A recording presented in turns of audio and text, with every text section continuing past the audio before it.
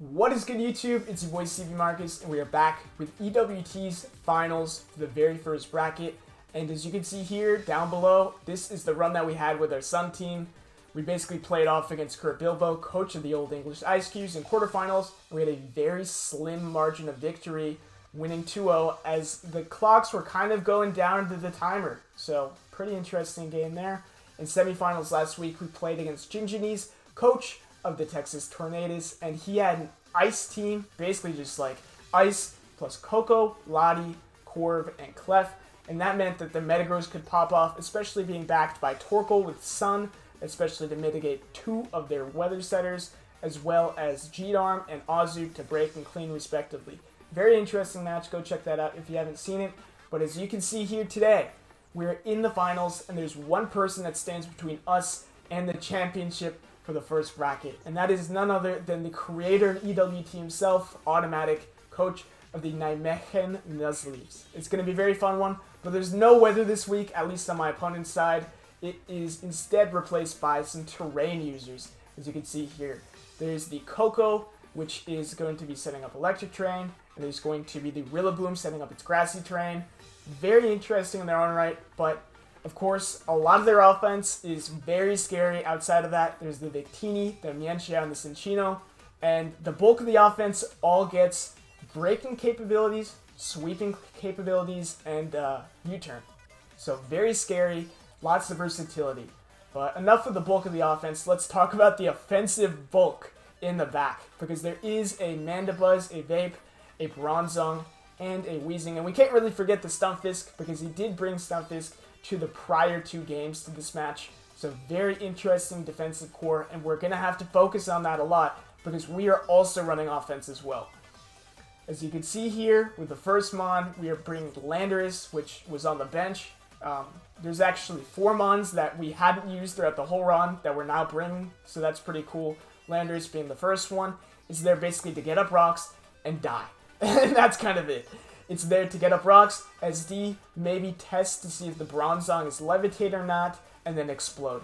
If the Mandibuzz shows up, we can get our rocks up, and then we explode on their defog, dealing about half if it's like Spedef. But we should be doing a lot either way. We basically can't give the Mandibuzz any opportunities to defog, because these rocks being up early is going to be insanely crucial for some of the sweepers in the back. Primarily Azu. Because Azu is, of course, as you can see, Sap Sipper. It is not huge power because it's meant to kill him on with like +6 Belly Drum and then basically take a Grassy Glide from Rillaboom as we knock off and then Aqua Jet it to finish the Rillaboom off. It's a pretty interesting set, and we need quite a bit of chip on some of these mons. We need 70%, at least 70% remaining on the Coco, so we only need to deal about 30. So a few rounds of rocks and maybe an attack. We need to deal about 12% to the Vaporeon, which is again just rocks damage. And then we need to deal about 45% to the Weezing, leaving it at 55% health. Maybe a couple rounds of rocks, and then some other mons in the back to maybe knock off, or maybe the Venusaur could threaten it early. But this is the ultimate win con, at least for this game in particular. Just because a lot of the offense is frail, and we can outspeed a lot of the bulk just to get that extra bit of damage off with a +6 Belly Drum Muscle Band Play Rough or Knockoff or something like that. Pretty interesting Mon though. And moving on to the next Mon, we got Liepard, which is basically there to whittle down the Coco just for the Azu. If we can knock off the Coco, that does maybe a little over 20, and then a copycat knockoff means that we go first, and we can basically secure it, putting in that range for Coco, or for Azu to sweep against the Coco.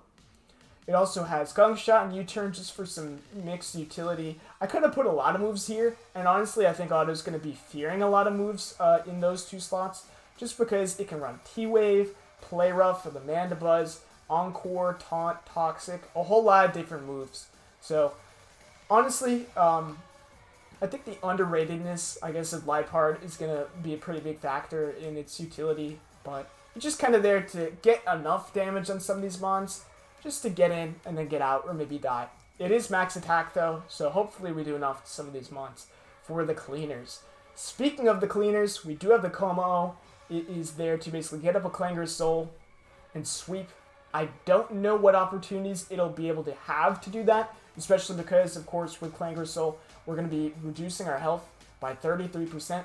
So we got to make sure that whatever hit we can take, it's got to be above 33% if we want to be able to attack on the next turn. That being said, there are a couple mons that I'm scared of with this set, and I think it's going to lead me to probably use it maybe more so in the mid game than the end game, like Scarf Mienshao, which I think can put in a lot of work, especially against something like Scarf G-Darm. There's also the Victini, which is, it can also run Scarf, and I think Sun is pretty damn good against this team, especially once the Azu goes down, which I'm going to try and keep on as much as possible, but still definitely a possibility that I have to throw it out there. Kommo-o, though, it's got the power. The fairies are pretty weak, so we can kind of just click Clangersouls and go from there. And it'll be pretty useful at whittling down a lot of these defensive mons just for things in the back to clean. I think the main cleaner, or at least the main breaker, it's got to be one of the two. It's going to be Venusaur. Growth plus its stabs and weather ball will go in on this team. As you can see here, there's not a lot that really takes it. There's the Wheezing, there's also the Mandibuzz, but if the Mandibuzz, instead of whirlwinding us, tries to do Wing Beat, we do have that Cobra there just to be able to live it and fire off another Sludge Bomb.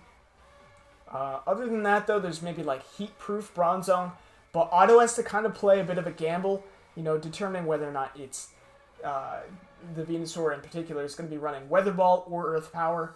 I also was looking at Knockoff as another potential move for it, so quite a few options in terms of the Venu that he has to be worried about, but I think overall Venu's really good.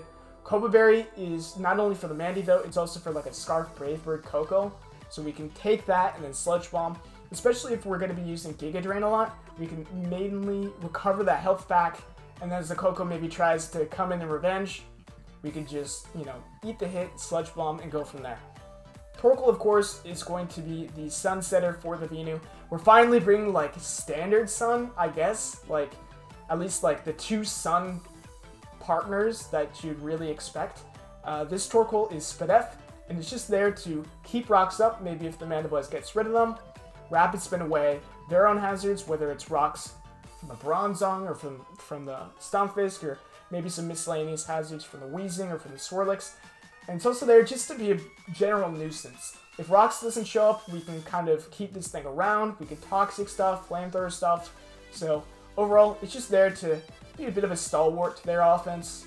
Maybe not be too passive, and then of course allow that Venu to just pop off. But that's going to be the team.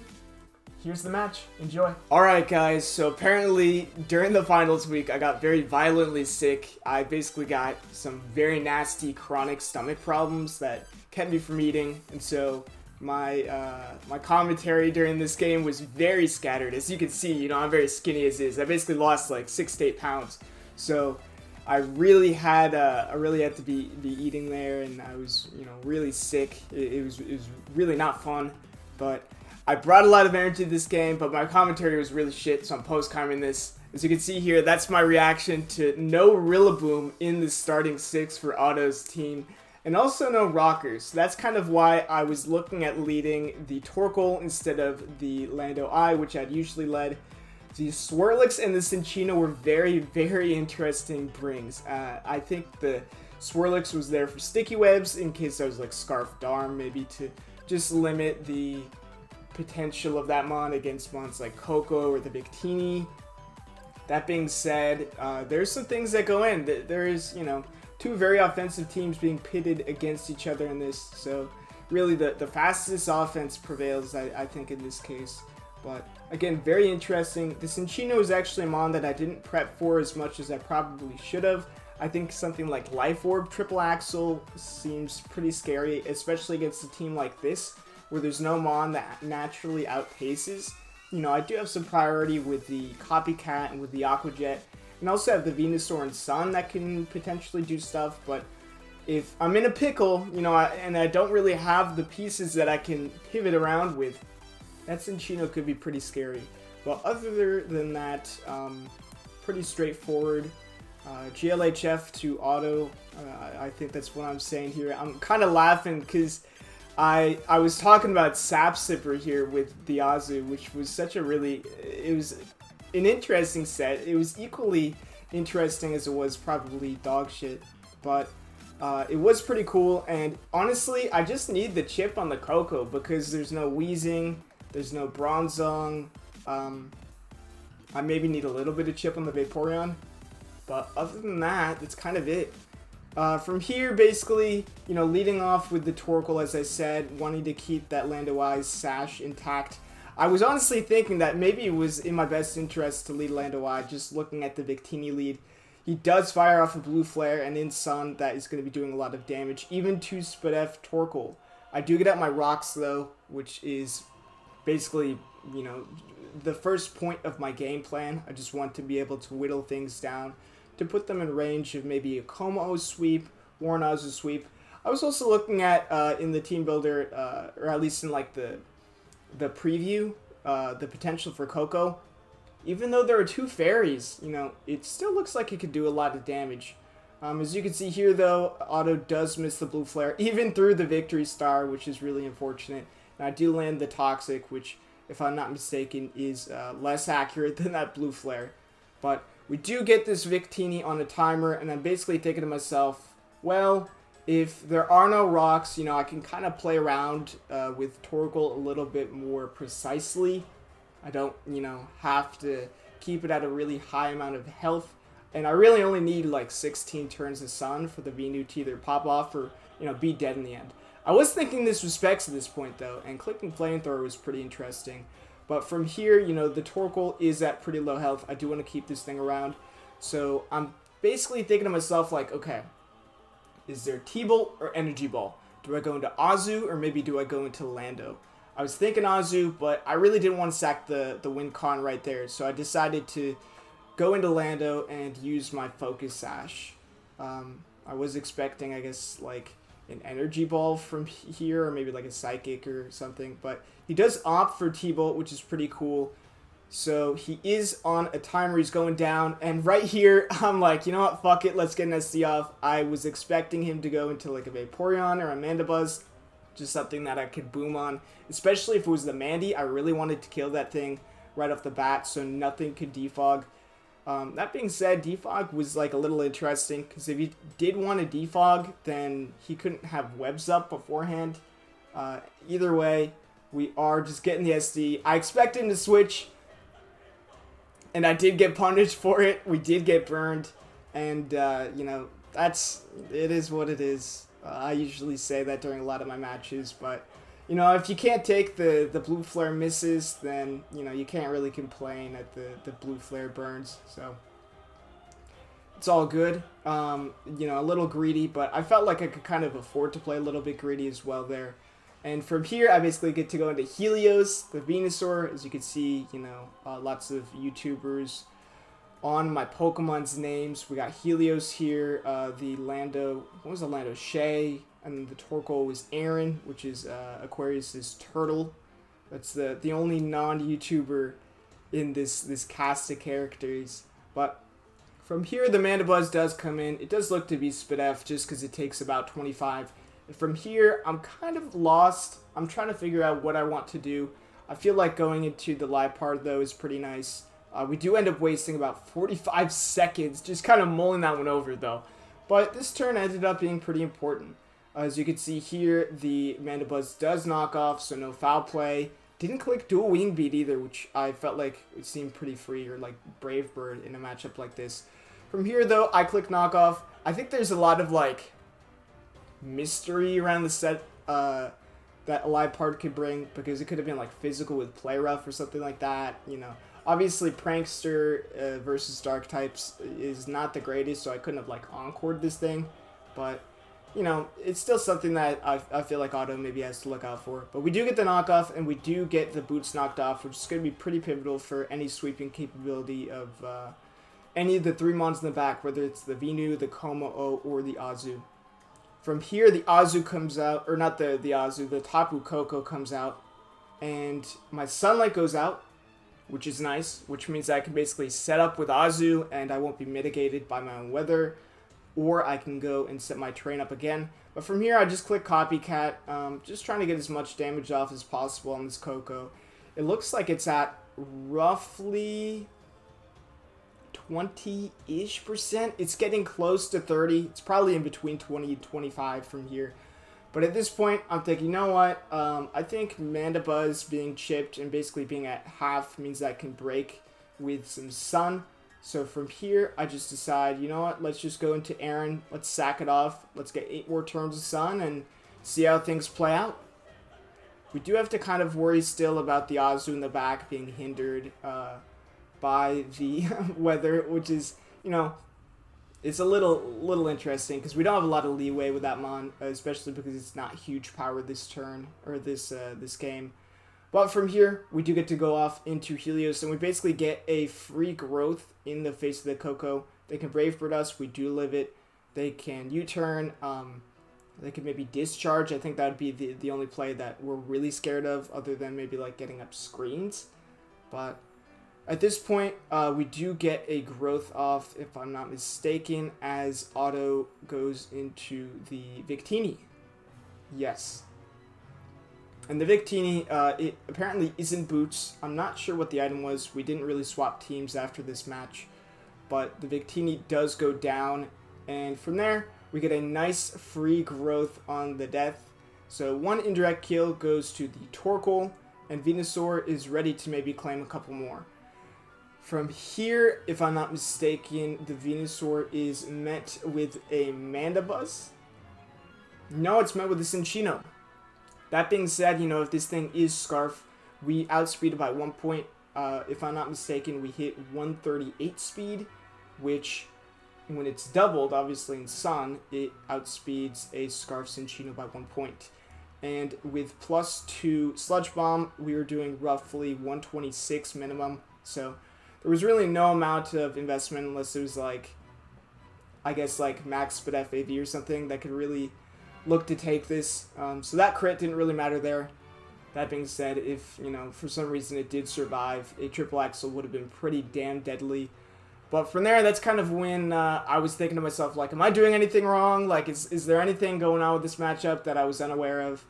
And I'm kind of trying to convince myself, like, no, I think things are going pretty damn well. Like, I don't know how this could be lost. That being said, I've definitely lost worse games.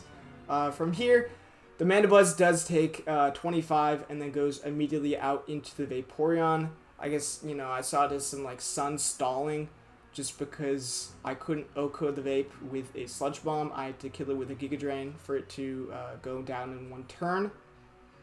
From there, obviously it takes a little bit of poison. I was expecting, like, a Wish Passing variant, but it just kind of goes down next turn, if I'm not mistaken. We are going to be clicking Sludge Bomb here, just because if it, you know, if we get a poison on like a Focus Ashmon or something like that, even though we have rocks up, you know, we just got to be sure. And obviously the Sludge Bomb is going to be doing enough here. So we do take out the Vaporeon, and that's another kill from the Venusaur. From what I heard from after the match, Automatic does not really, I wouldn't say respect Venusaur, but he said that he, you know, didn't really give it the credit that, you know, Venusaur maybe deserves on some of these Sun teams. As you can see here, you know, Swirlix comes in. Swirlix, I do love that mon. I've used it in BBL. I've gone like 4-4 with it in Uber's leagues, paired up with Venipede, but it is not really going to be taking a Sludge Bomb from a +2 Venusaur. So it goes out again. I think Otto's just trying to stall out Sun a little bit here, and in comes the Mandibuzz as we do land another Sludge Bomb. And as you can see here, that's pretty much going to be the game. There are 2 fairies left, and the Swirlix is just trying to protect his stave off Sun a little bit. But that's basically going to be the EWT for us. I don't want to be like too preemptive, but you know, just with 2 mods left, and you know, it's a poison type and 2 fairies. That's basically the EWT wrapped up. We did win finals, so very, very, very pog. We played 3, I would say, very, very solid opponents in Gert Bilbo, Ginginis, and Otto. And it was really cool because it seemed like we won with a bunch of different mons. We won the first game with the Rotom and with the Azelf. They both picked up 3 kills. We had the Darm plus Metagross plus Azu in round 2. And then in this, obviously, we have Torkoal plus Venusaur popping off. The funny thing, though, is that for the draft analysis, I basically had kommo-o and G-Darm right on the thumbnail. And they got a combined 1 kill, and I guess they died once combined as well, but very lackluster. Really, the Sun team flourished under a lot of the low tiers, so really big shoutouts to all those mons. A lot of them I was very comfortable using, like the Rotom, the Porygon, and the Liepard. You know, I used Rotom twice, I used Porygon twice, I used Liepard once. So I really wasn't afraid to bust out the low tiers. And I think, you know, that's one of the great parts of free draft. Like, even though you do have to eventually pick some low tier Pokemon, it's, you know, they're going to be low tiers if you draft right, that you're really comfortable with and you're not afraid to bring on any given week. So overall, really cool first round, but that's basically going to be it for this bracket. Alright guys, before I go, I'll just show you guys the final bracket for the first bracket of EWT. As you can see, we did take the championship over Auto 4-0, so GG's to Auto once again. But that's basically going to be it with the Sun team. They all were very, very fun mons to use. It was a really, really fun team overall. It was the first team that I ended up building in the free draft, and it seems like it's the one, I feel like it's going to be the one that I have the most fun actually playing. So it's a bit bittersweet that we were moving on, but we are going to be playing with another weather team, so stick forward to that. That draft analysis will be out maybe like Tuesday, Wednesday, Thursday, so keep your eyes peeled for that. But with that being said, I'll see you guys next time. Peace.